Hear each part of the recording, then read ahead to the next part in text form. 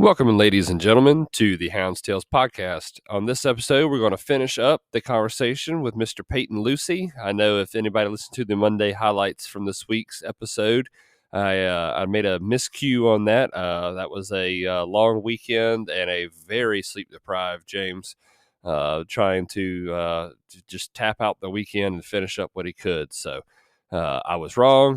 The Rabbit Beagle episode will be next week with Mr. Mike Green.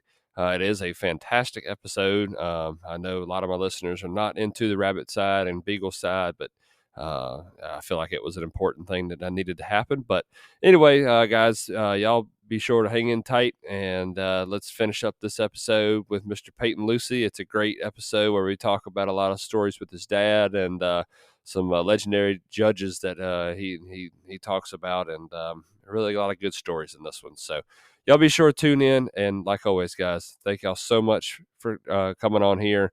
Be sure to hit that like and subscribe button. All right, guys, drop the gate. Let's cast your hounds.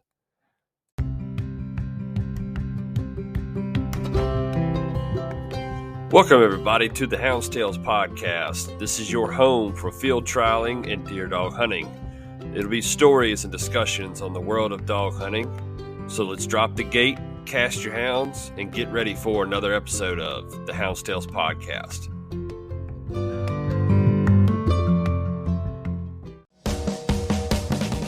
Hunting season is here. Make sure your dog stays energized with Joy High Energy 24/20. This beef formula is made to meet the nutritional needs of the hardest working dogs at a whopping 505 kcals per cup. Joy High Energy is formulated with omega-3 and 6 fatty acids for healthy skin and a great coat. Added pumpkin for digestive health and chelated minerals for more energy. So whether they're in the woods, the water, or the field, make sure they have the fuel for anything that comes their way. To learn more about Joy High Energy 24/20 or to find a dealer near you, visit joydogfood.com or call us at 800-245-4125.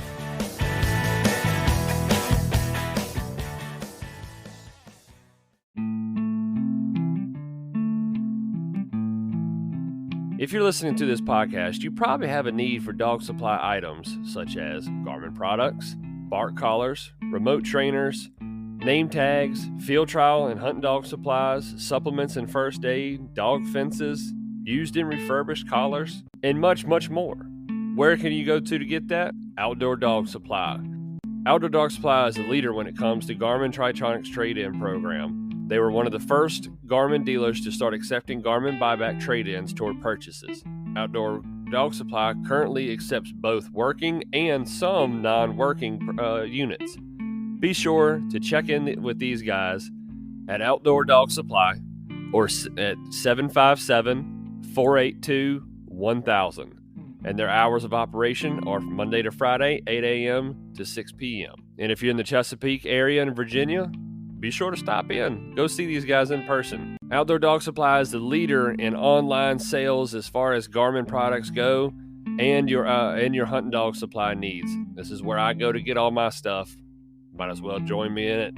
All right, guys. Again, be sure to check these guys out, outdoordogsupply.com, and thank them for coming on board with the Hound's Tales podcast. Let's get back to the episode.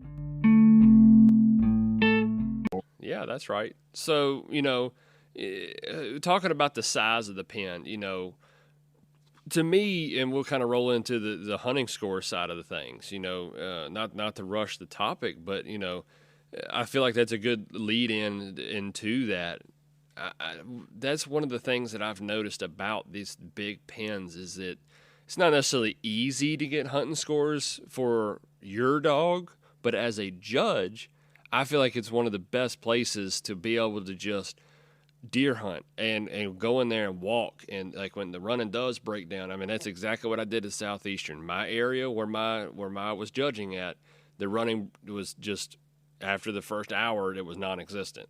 So the first thing I did was go in there and get after it and just walk the woods. I remember me and Cliff Parker and Shane Painter all ran into each other in the woods, and we were just in there because our area was broke down, and we were just going to get after hunting scores. That's one of my favorite things about it. I mean, is that kind of your idea behind the hunting scores down there, or what's your take on going and getting after hunting scores? Yeah, I'm not big on road hunting, and I'm not saying you can't hunt a road because that's not necessarily true, Mm-hmm. But almost every hunt score I get, I'm down in the bushes. I would say 90% of the time. Once in a while, I'll see one, be skirting the road or something, but just really working it, But Mm-hmm. I also just don't hand them out like candy, Right. You got, you can't hunt for 5 seconds and look all fancy and think you're getting a hunt score. That's right. You got. But like sometimes I'll see one hunting, I'll just follow them around. Yep. I'll just be right, I'll be 10 yards behind them, just walking, just kind of see what they do and see how they're acting. You know what I mean? And kind of see the intensity that they're actually looking for me now. Yeah, and I'll touch on that too with the road hunting thing, and this is probably kind of get your thoughts on it too. Is I don't mind watching a dog bump in the pass and kind of road hunt, but when he hits a path and he goes in it, I'm jumping in behind you. I want to go in and follow you. Like that's what I'm going after. What do you think? Oh yeah, 100%. I also like judging, like when the emu was cut and when Bookerville's first cut. Mm-hmm. I like getting like in those kind of cutovers. I used to climb a tree out in the emu when they first cut it, and I had my climber out there. I'd go about 25, 30 feet up, and I could see, no exaggeration, probably 80% of the cutover. I remember that. And dude, I can't tell you, dude. I'd watch them jump foxes out there. I'd watch them be dogs out there hunting, and I could see the dogs in the rows all around it. You know what I mean? I could see them too, but it'd be dogs out there just working it. You know what I mean? And that's probably the most hunt scores I ever given was up them trees. And man, I used to wear them out there. Man, we had some good races out there. I'm telling you, and I could see the racing coordinator. All right, they're going here because I'm looking at the fox. You know what I mean? Right. I can see him. I'll never forget it, too. I'll never forget it. I think it was the first hunt that I judged with you. You texted me and said, "Are you bringing a tree stand?" I'm like, what in the hell are you talking about bringing a tree stand for? Like, no, I'm not bringing no tree stand. First off, I ain't climbing no tree. I done it once. I ain't doing it no more, especially on a self-climber. I'll let y'all have that. But you said, you bring a self-climber. I said, for one, I ain't got no self-climber. For two, what are you talking about? And then after I seen what you did, and like you just explained, I was like, oh, well, that makes perfect freaking sense. Especially out there when they had just cut Bookerville then on that first time that you judged that 3-day, and they had just cut it. Because I remember out there watching a certain dog out there working it. I mean, he looked good. He looked very well. I love it. Yeah, man, I got some good crossings. And I would get crossing. I see the fox, and I see him, and then he disappeared. And I see him again, and I mean, they would come right underneath the tree. Mm-hmm. I mean, the same 40 dog packs, but I'm seeing them. They have no idea I'm there. Right. They would come right there. I've seen some dogs trail up some foxes where I can see it from the stand, and sometimes I couldn't actually see the game, but I know they jumped it, and went on with it.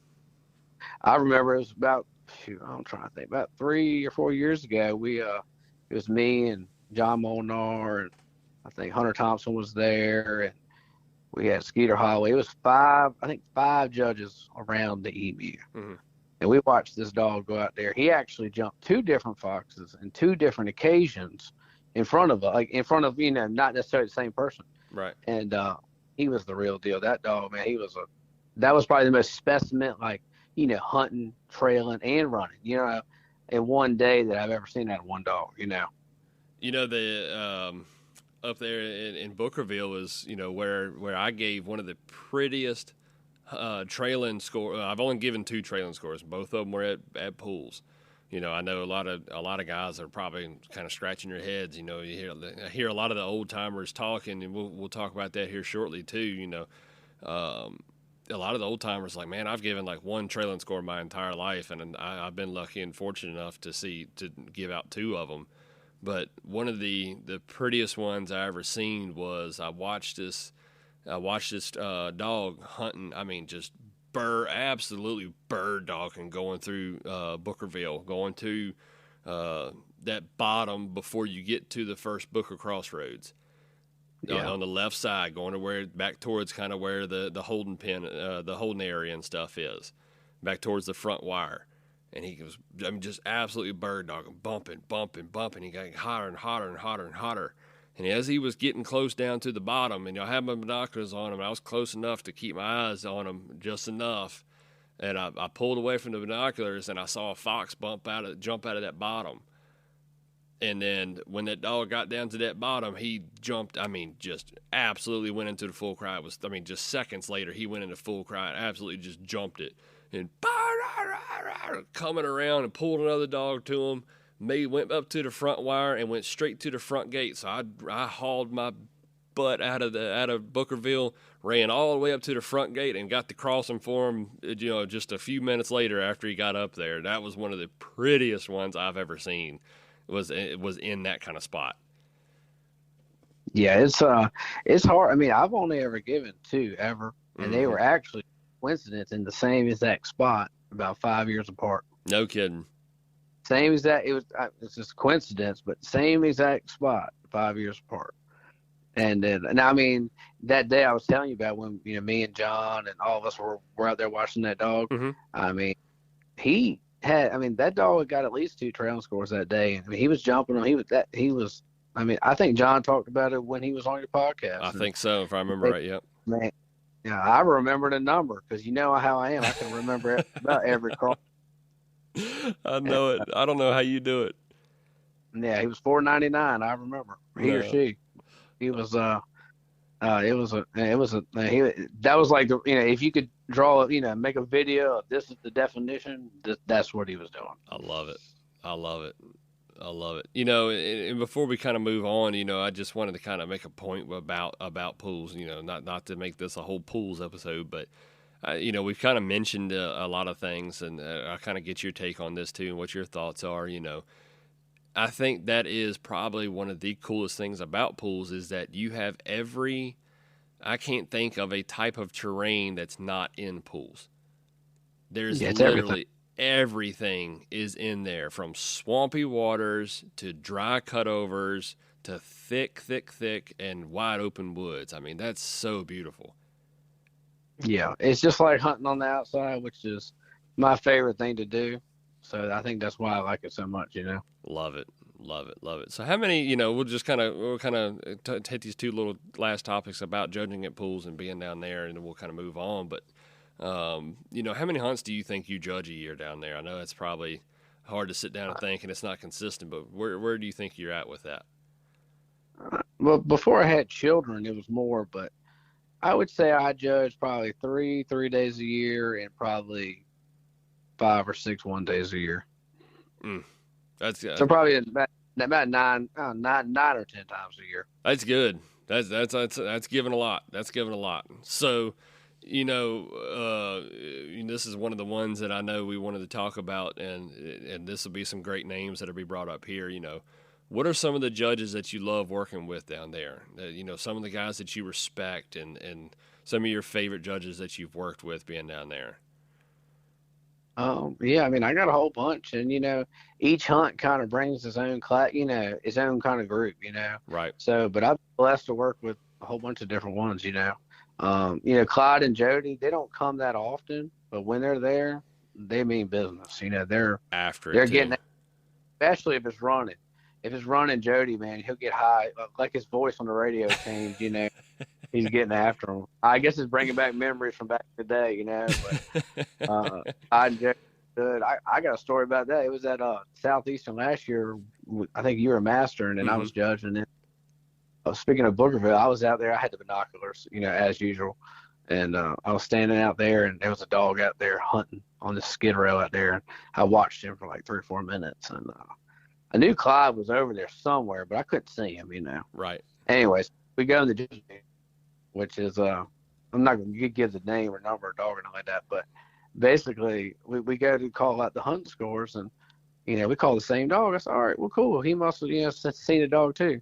We gave the same dog the same hunt score in the same minute. No. Because, well, what it was is he was on the other side of the cutover watching it with the binoculars, and I was on the one side of the cutover watching it with the binoculars. And I was like, well, what are the chances of that? That's awesome. I love it, because he was, if I remember right, he was at the second Booker crossing, right? Yeah, I think he was. Yeah, he was at the main. Yeah, he was just past the the first crossroads. That's what it was. In Bookerville. In Bookerville. And I was, then I was up there basically out in the cutover, kind of coming from the feed road. But I mean, I could see, I was watching the dog the whole time, Right. And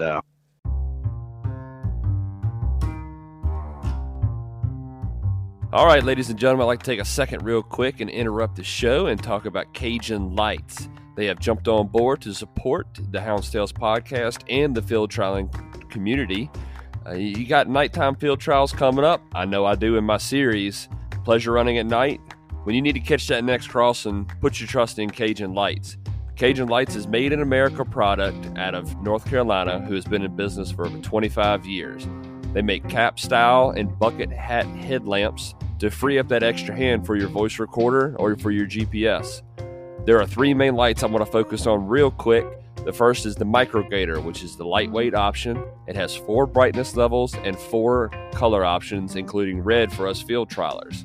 Rated at 50 to 60 hours of battery life on the highest setting, this is your flood style lamp that'll do really good for us out in the fields in the short brush and be able to help us get in front of those crossings. Next up is the Cajun Bayou, which is the next step up, and it includes the same number of colors and brightness levels, but it packs a much bigger punch on that brightness level so you can catch those crossings way down the path when you got a long road to cover. And last but not least is the top level Cajun Blinder. It has a main beam light with 4 levels of brightness and includes a walking light, and even with a light this bright, the burn life on it is rated at 5 to 6 hours on the highest setting. There's no chance of missing a dog with a light like this one, folks. All their lights come with a 2-year warranty and a lifetime labor warranty, and these guys are excited to get into our sport, ladies and gentlemen. So y'all be sure if you see me at a hunt, come ask me about them. I'll have one of each of these lights on hand to show you and let you put it on your head and kind of experience it. Show these guys some love, guys. And y'all please go visit their website at CajunLights.com, and their phone number is 888-773-3080. Thank you, Cajun Lights, for all you do and for trying to get into this sport. Like I said, guys, let's show them some love. Let's get back to the show, guys. Here we go. Yeah, I like judging with them. And Rhino, he gets after it because, he did a lot of, broke dog hunting. So when they get to running a red, or if they get to running a gray, you better watch out. He's probably going to run past you and take the crossing. But they gets hyped up. He's out there in them too. There's nothing to pop up, and he'll be, popped up in the woods like, hey, how'd you get here? Right. But I like judging with him, and he's after him. And Cody gets the. I get on him all the time because he takes the best spot, but, he's after him the whole time. There's no lunch breaks with these kind of guys, staying after it. And, Demo, because Demo knows the pen the best, because he'll pop up and they're going, let's just say that they're going somewhere and we don't think anybody's there. And all of a sudden he'll just be like, I'm already here. Yep. So, which I like, because he don't even have to judge. He just does it to help, Right. Yep, I know. I know him and Eddie both are going to be judging, my hunt down there. Being at night, I wasn't sure if they were going to do it or not. And I asked them the last time I was down there, and they're like, "Oh yeah, we'll be there. Don't worry, we'll be there and we'll be ready to go." Yeah, somebody else, John, man, he is, he gets just as fired up as me, Yep. And he's not too terribly far from me. I guess it just depends the hunt, but he's running. He might have some bibs on and no shirt, but he's running. Getting crossing. We were just masters. He's like, I called him. I said, if you go down that bottom, I got a chair down there, way down in the woods. A black chair is a good spot. He said, yeah, I'm already sitting in it. No. I said, oh, okay, so I guess you're already, done found my spot, basically. But, he stays after it, and I like that. I like anybody who hustles, basically. I remember it was Southeastern last year, and the first day I had twisted my ankle, Yep. running around through the woods, stepped in a hole or something. I was limping terrible. That second day I could not. Yep. I couldn't even hardly walk. Right. But anyway, the dog was skirting the first crossroads, like in the woods, but you could tell it was hunting, But I was like, man, I can't even walk over there hardly, And Right. I remember George Elam come running by. Well, he kind of came up to us. And he saw that dog, and he took off, bro. Gone. I was like, I didn't really know George like that, but that day I said I like that guy because, like he didn't have to, like he had to chase him down. You know what I mean? Right. He ran, because we kind of missed him when he skirted through there. He chased him on down the woods, and I'm sure gave him a hunt score, which he was for sure. And I was like, man, I like that. Yep. I like anybody who can hustle. And I mean, of course, I understand as you get older, you can't be jumping over logs and doing that kind of thing. But I just like judges to be engaged and at least try to get people's money's worth. And I mean, I'm not saying you can't have a water break. It's not like that, but let's try to get after it. Yep. So those guys really they do a pretty good job. Yep. These guys have worked their butts off to get these dogs looked at for 5 hours. I think you should give every single effort for all 5 hours every day to make every effort to look at those dogs. If you've never, and Peyton, you can vouch for this, if you've never had the opportunity to listen to the radio that we're all communicating on whenever we judge down at pools, you won't be disappointed. You will not be disappointed in anybody that goes down there and thinks that people aren't getting after it. All you have to do is tune into that radio and listen to the guys judging. You want to talk about hustling and getting after it? My God. It's legit. I mean, I know we've said it before, but it's like listening to a deer race, and that's one of the best parts about going down there is it's constant communication with everybody the entire hunt. And if it does break down, it's all right. Where we got dogs at? Where can we be? Where can we help get? What's going on? Yeah. Everybody is hustling down there, and I mean, you can vouch for that. I tell people all the time, the pen is so big, right? Mm-hmm. Okay. The entire hunt, every hunt, most of the time, there is a dog trailing a piece of game somewhere who is about to jump it, and most likely does.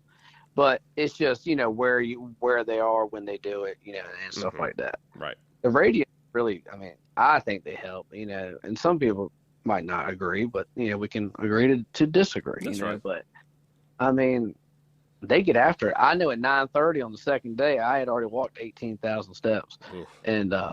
And because I use my watch, that's how I record crossings, and it was 18,000 steps by 9:30, and we still had another hour to go. I know the Dismal last year when I judged that one. After the second day, I got to the hotel room, and I laid down in the bed, and I felt my quads, and they were pulsing. They were just sitting there pulsing back and forth. I'm like, oh my God, like that's how much walking and running and hustling you do at a big pen like that.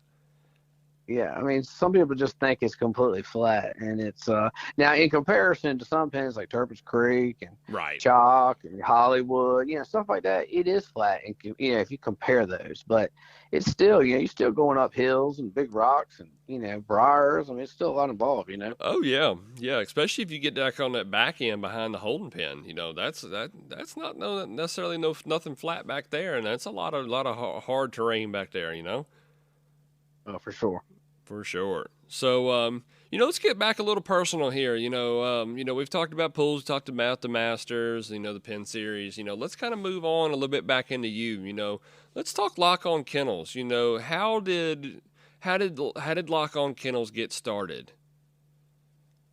All right. Well, it's been that name, as long as I can remember, but I didn't actually hear the story up until a couple of years ago, and so my grandpa didn't deer hunt, okay? Mm-hmm. So we'll start with that. And my dad, he was in an accident when he was about 12 years old, and he wanted something to do after that, healing up and stuff, and he wanted to go hunting. Mm-hmm. And his neighbor, who it was like a second father to him, he would take him hunting some, but the guy also worked a lot. He had his own kids, he can't do it all the time, Right. So my grandma would actually take him still hunting, and she would go read books. So he would go still hunting with a rifle, and he would, she would just sit in the car wherever they were hunting at, and she would just read books, and which was kind of neat that she took him like that, Yeah, that's pretty cool. So, I like that.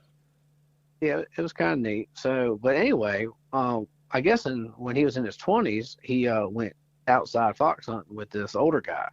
and I can't remember his name. Somebody told me his name. I cannot think of his name to save my life. But basically, in the summertime, they had a lot more gray foxes at the time than they do now. Right. And in the summertime, they would get on a gray, or most likely a gray, during the story. But basically, they would get it, run them in the crops. Mm-hmm. So they're running them in soybean fields or whatever it is. And this older guy, they say he didn't talk very much, but he would say when they get right on him, like say they're really driving him in the crops, Right. he would finally start talking. He would get excited, and he would say they're locked on it. They're locked on it. That's all. He wouldn't say nothing else, And so he would just say they're locked on it. So then I guess my dad thought that was a catchy saying, so that's what he named the kennel. I like that. That's awesome. That's awesome. I've always wondered that. I've always loved the name, but I've always wondered where that come from. That's awesome. Yeah, it is a kind of catchy name. I've had random people, not hunters, just like random people you see at the store or something, and they'd be like, "What kind of brand is that?" They're like an apparel brand you could buy, off Amazon or something. But hey, I mean, there you go. It sounds like that's your money opportunity right there. There you go. That's right. I love it. I love it. So when did it get started? I know a lot of I know a lot of guys that there's not really a big massive story behind that. So when did y'all become, Lock On Kennels? When did that get formed, I guess you could say?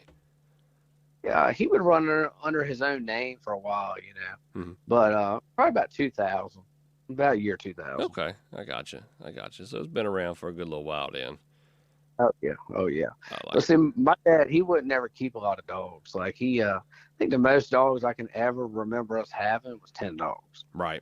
I remember that's something that you say all the time. That's like your number. That's where you cut it off. If you got 10 dogs, if the 11th one hits, then you got to get that one's got to go. That one's got to go to somebody else who's going to do better with it. Yeah, I have an 8-dog rule. And my dad changed that a couple years after the 10-dog rule because he built some new kennels, and basically he had 4 kennels. And he said 2 dogs will live in each one of these kennels, and if you just don't want to become the 9th dog, basically, Right. You want to be in the top 8. That's right. That's right. Earn your spot. So I know there's a lot of dogs that y'all have had, and I'm gonna kind of switch the order up on you a little bit, but I think everybody listening that knows you would kill me if I didn't take 2 seconds and talk about Caveman. Let's kind of talk about let's talk about Caveman. Now, I know he had a reputation. I know he did a lot for y'all.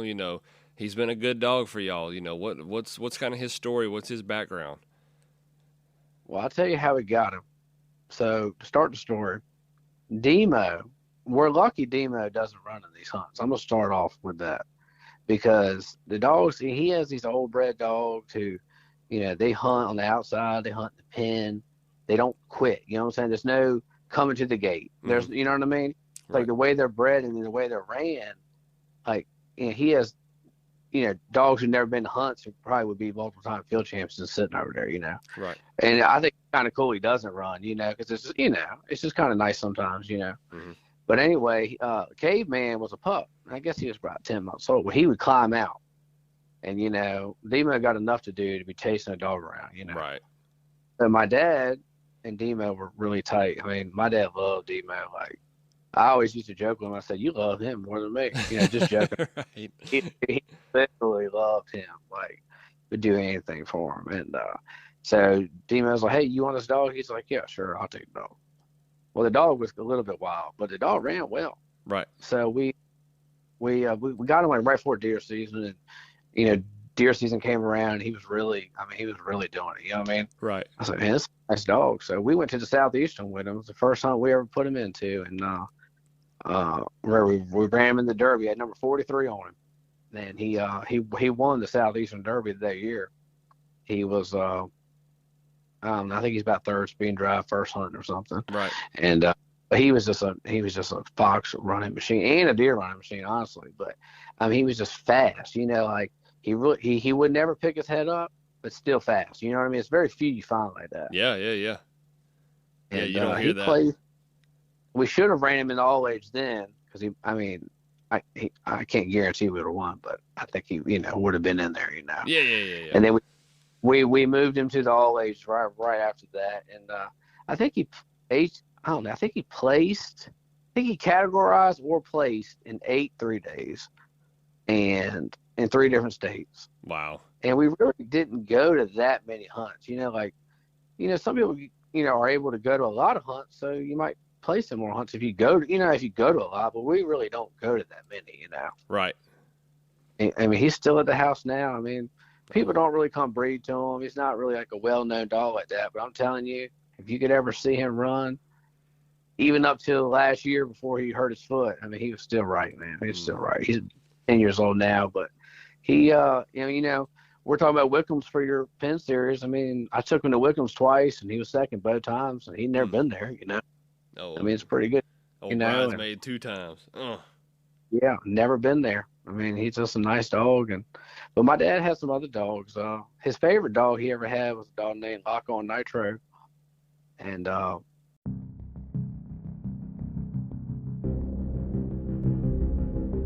want to take a second and talk about Frontline Optics real quick, guys. They are a sunglasses company that is owned and operated by frontline workers, fires, and emergency services, guys. They have designed glasses with us in mind, with the frontline workers in mind, people that are out there using your sunglasses every day and don't want to break the bank and have a pair of sunglasses get broke and just be out of that that crazy amount of money. Guys, these are high quality polarized sunglasses that are durable, affordable, and ultimately represent our lifestyle. In addition to that, a portion of all proceeds from the sale of these glasses is donated to First Responders Children's Foundation. It is in support of those children who have lost a parent in the line of duty. How cool is that, guys? So, guys, check these guys out, frontlineoptics.com. Go to their website, and when you go to checkout, be sure to type in the promo code HoundsTales. That's TALES while you check out, and you'll receive 15% off your first purchase. Also, these guys have a first-time replacement, no questions asked program. Be sure to check that out, guys. These guys are awesome. I can't thank them enough for jumping on board, and we'll get back to the show.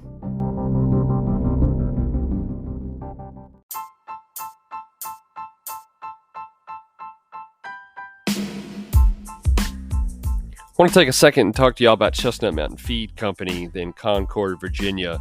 They are my go-to feed supply store. And if y'all are in the area or are even close to the area, y'all be sure to check these guys out.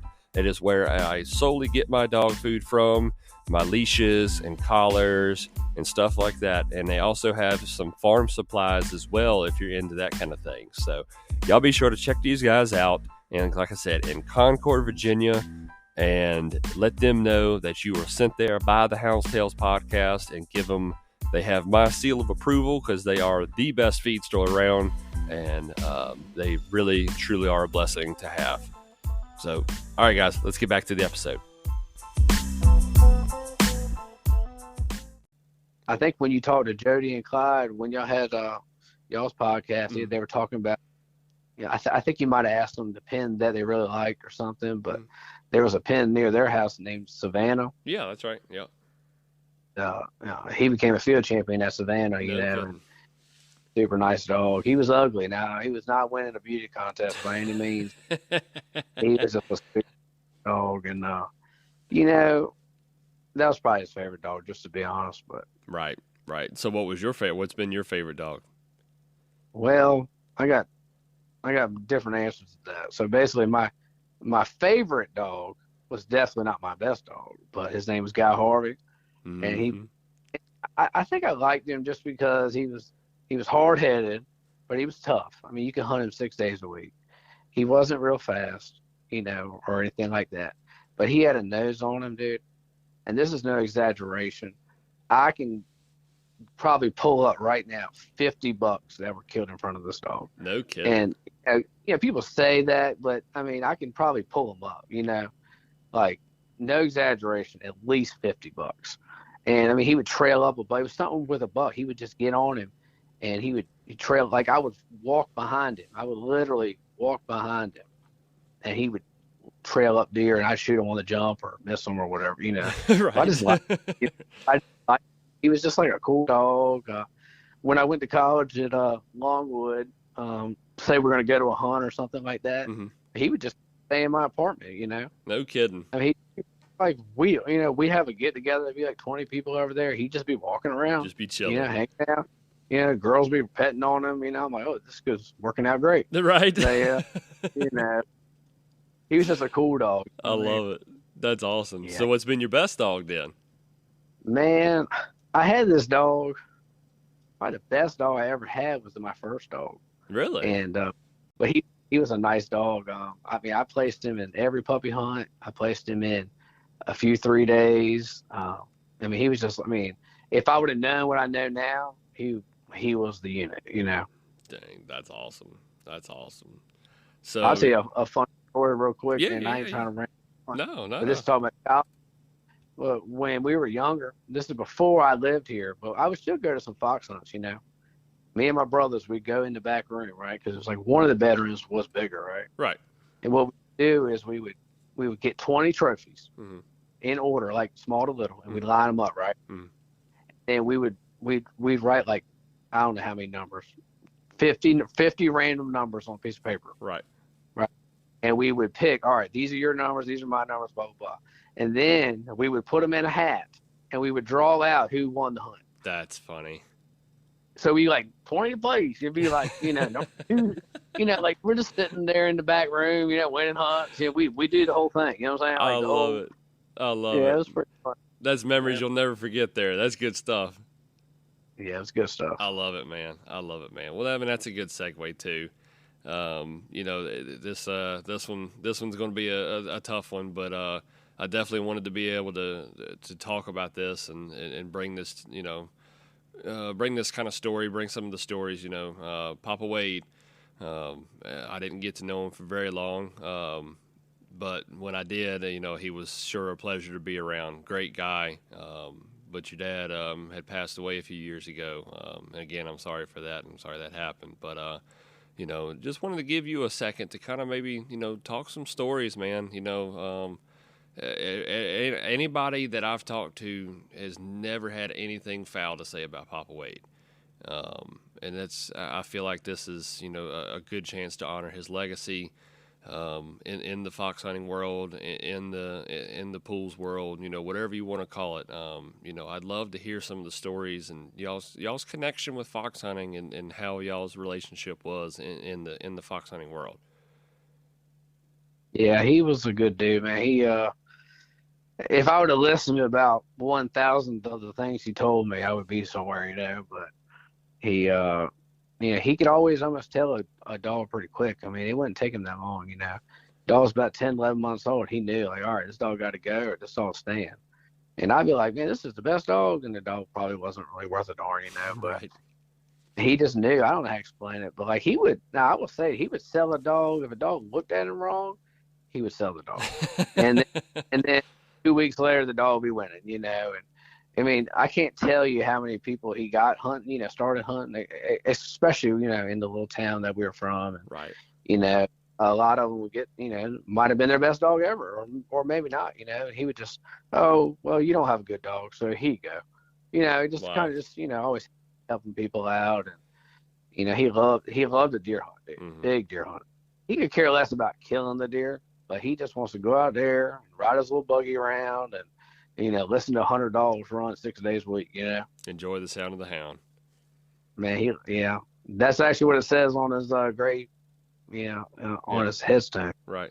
And, but he liked to judge too. He judged a pile of 1 days, and he judged on a couple 3 days and stuff. And he was kind of shy, but now once you got to know him, that was over with. But Yep. he, you know, but he didn't really like spotlight or anything like that. And I mean, most of the time, man, he would have 2 dogs and show up to a hunt. I mean, it was rare we weren't in there. You know what I'm saying? Right. You know, some people back then they didn't haul, you know, 30 or 40 dogs, but they still would haul 10 or 12 dogs, you know. Right. And we always had like 2 dogs, 3 dogs, you know. And but we were normally in the mix. I mean, he just knew how to pick them. I don't know how to explain it. I wish I could do that because I could not do that. Had a good eye And for it.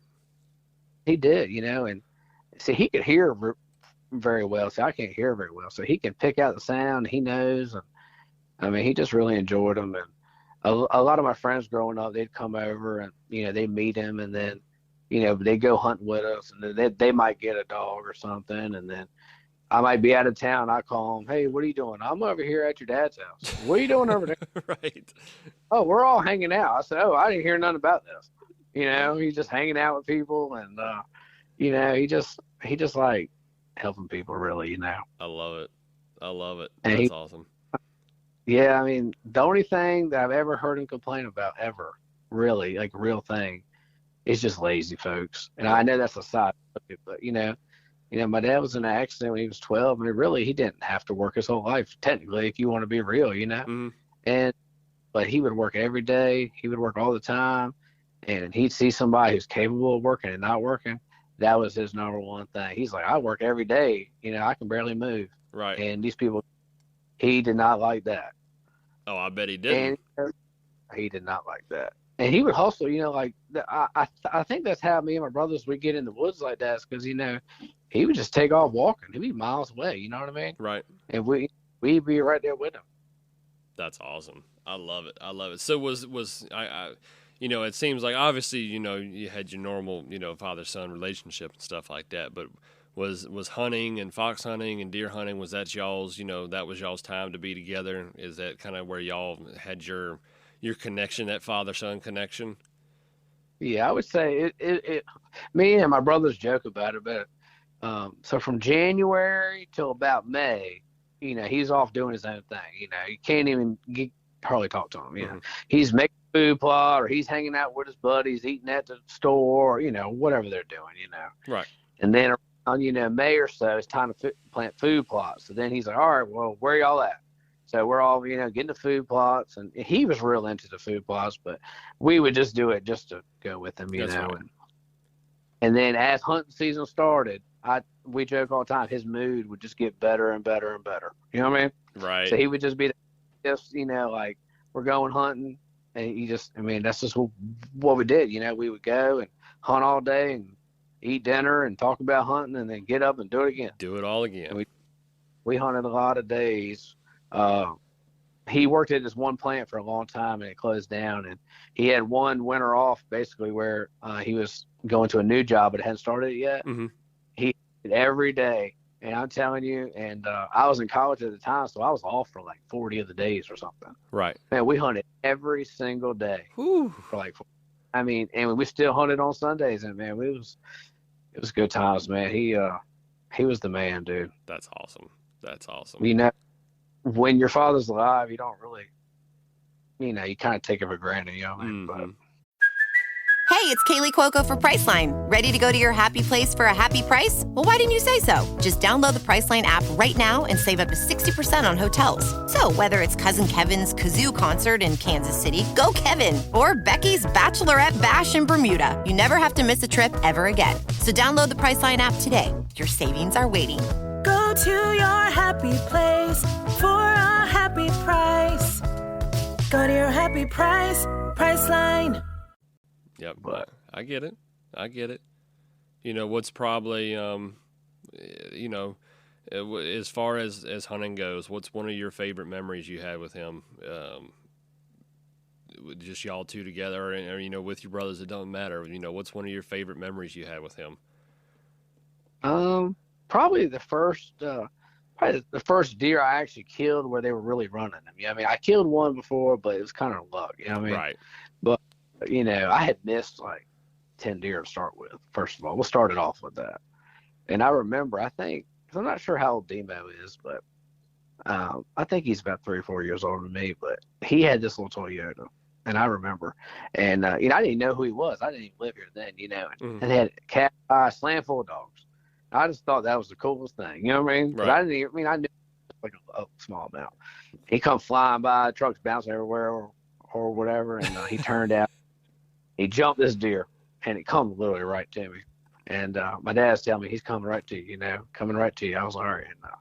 And I actually mowed her down. You know, it was a little tiny deer or whatever, but I was tickled to death, and he was so pumped up that I actually didn't miss. You know what I mean? Right. So he was so excited. You know, he was like, I mean, he's high fiving. It was just it was a good moment. You know what I mean? I love it. I love it. And then, you know, now that, you know, I mean, you both have kids, you know, that's one of the things that I was talking to my wife about it the other day. Like, I pray to God, I don't foresee it not happening, but I pray to God my son's, you know, into hunting and ready to do that kind of thing. And I can't wait to have those experiences and stuff like that. And I'm sure you're the same way. Are going to be the same way when that time comes. Oh yeah, I take my son all over, man. He rides on the side by side, and I mean, when he was smaller, I'd put him on the harness. We'd be 2 miles deep checking cameras, and he loves to be out there, and he loves the dogs. I mean, I could probably just put him out there in a kennel, and he'd be happy, but right, and be just as content. Content. Well. You know, I appreciate you taking a few minutes here and you know, talking about Papa Wade and talking about, you know, some of the things that he did. And, you know, before we move on, is there anything else you'd like to say about, you know, about him and his legacy, or any other stories you want to share with everybody? I say one thing he always would tell people. He said, you know, you can only have one best dog. And I was like, well, you know, you could have 2 or 3 good dogs. He said, yeah, but you can only have one best dog. Makes a solid point. Well, he's like, you know, why would you keep 20 dogs who can't outrun your 4-year-old dog? You know, and I don't know if that's because he was just a low number kind of guy. He didn't want to, but why do you want 20 who can't outrun your aged out older dog? You know what I mean? Makes sense. So, and a good point. If they're not pulling up and they're 2 years old, they're not in front of these older ones who've been proven, I hate to tell you, they're not going to make the cut. You know what I mean? Yep, it's time to go. That's one thing I respect. He would call them. I mean, he'd sell them to other people, and then shoot, they go on to win. But you know, I mean, that's just his philosophy on it. And I try to have the same philosophy. And now I'm getting a little bit more attached to them. It's a little bit harder now. Right. You know, but you know, if more people had that philosophy, you know, actually got to watch them and didn't just turn them out and just look at the box, you know, you can't go on. You cannot do that. Yep, got to get in there and get after. You can't drop them and go home, or go get something to eat, take a nap, whatever you're doing. You know, get in there and get after it. You know what I mean?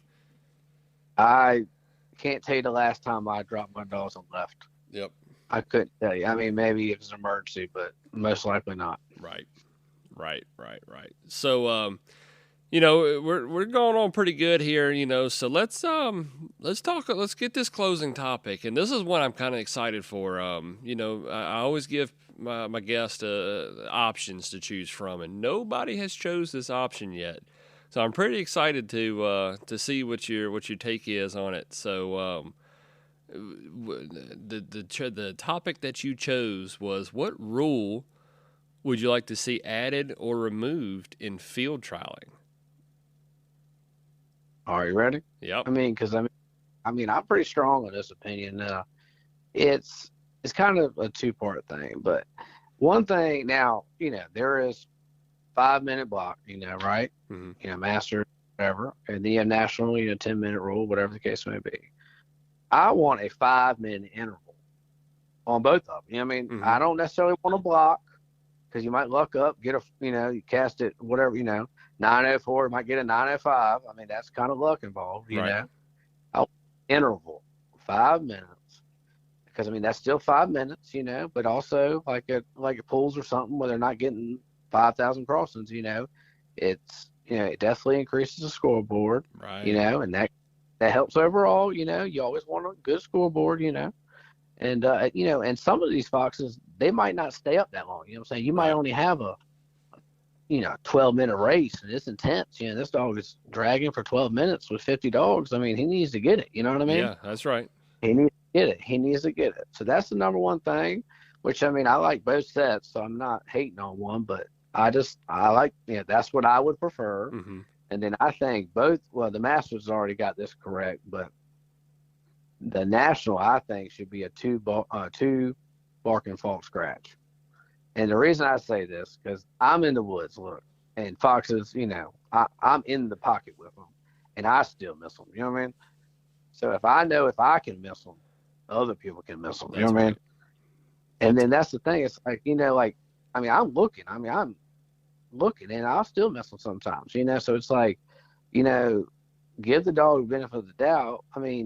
If you have a two thing, a two scratch thing, Mm-hmm. all right, well, then it takes another person, another judge to, and then if he's doing it, most likely he'll pop up again. You know what I mean? Right.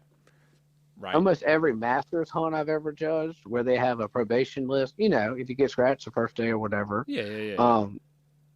most of the dogs end up getting scratched multiple times. Right.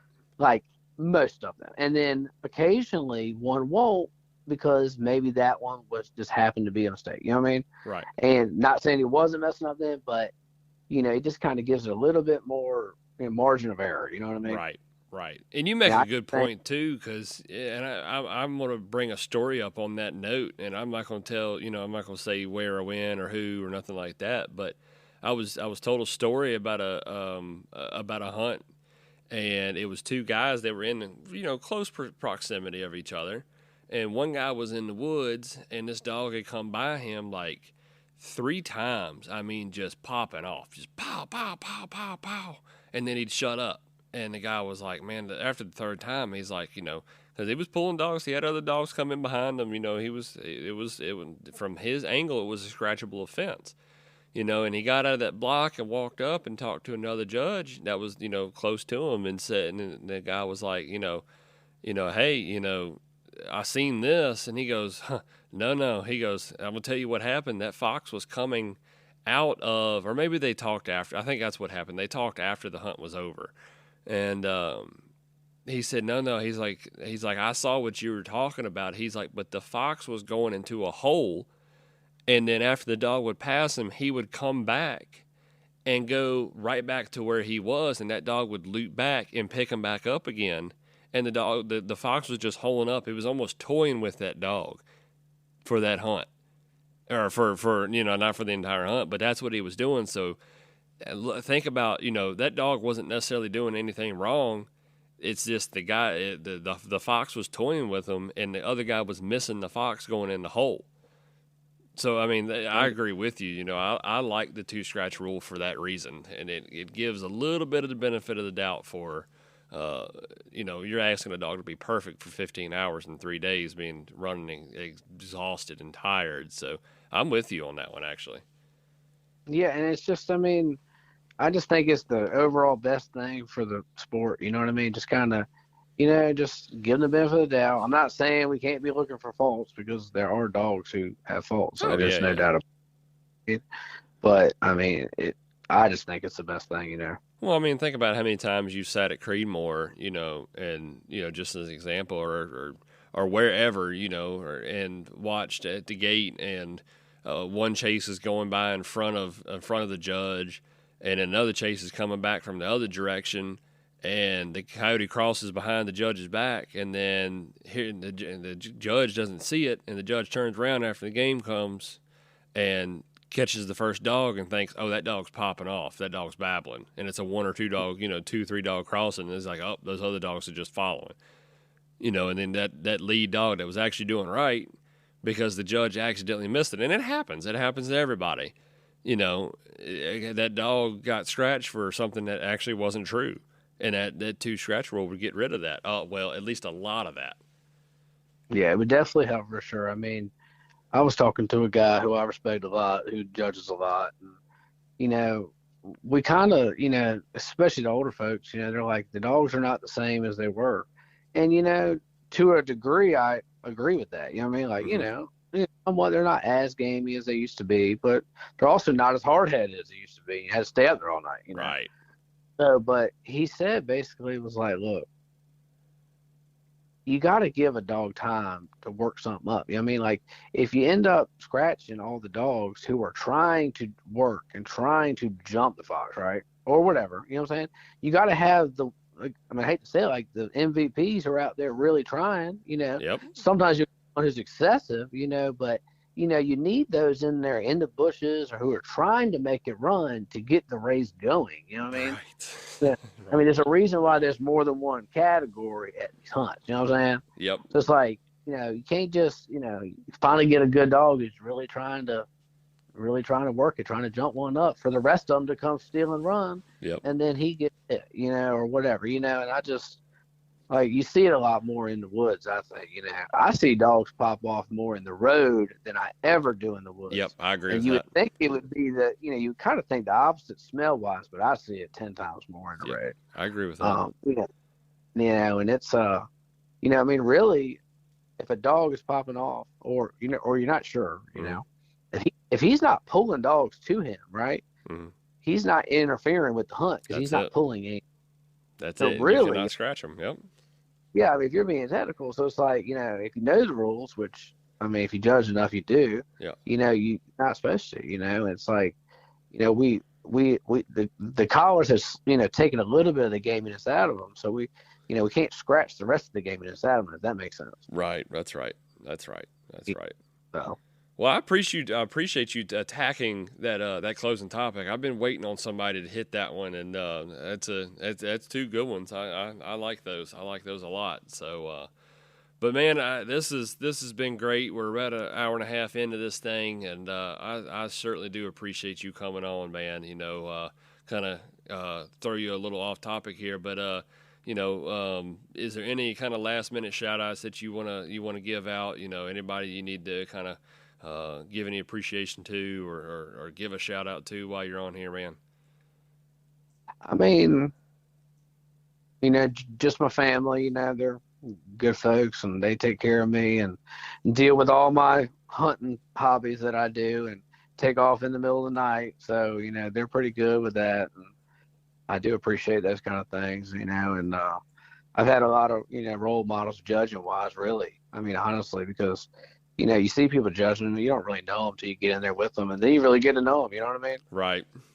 So, it's just, I recommend people judge, and if you're nervous, just talk to somebody, and they'll get you into one day here or something like that. You know what I mean? That's right. You can see. If you judge enough, you can see, like, dang, that's the kind of dog I need. I don't know what dog that is or who got it, but I need whatever that is. Yep, that's it. That's it. Well, man, I certainly do appreciate you coming on here. It's been a long time coming, and I'm glad we can finally make this happen. I think there's a lot of good talking points in here, and like I said, I certainly do appreciate it, man. Thank you for all you do in the sport and everything you're going to be doing for the Virginia Penn Series. I certainly do appreciate that, man. Oh, yeah. Last thing, y'all make sure y'all come to the Tidewater. It's going to be boiling. We got plenty of judges. We're going to cast in the dark, but we will be on them. Those guys who judge that hunt, they're getting after it. It's just basically a big deer race for 3 days. So y'all make sure you come, enjoy yourself. And they always have, I always say it's the best hunted pools of the year. And I'll defend that against anybody. Love it. I love it. Well, man, I thoroughly enjoyed it. Everybody out there listening, I hope y'all enjoyed it as much as we did at recording it. And y'all be sure to make sure you hit that like and subscribe button if you haven't. And thank y'all for listening. Again, Peyton, thank you again. And everybody out there, like always, happy hunting.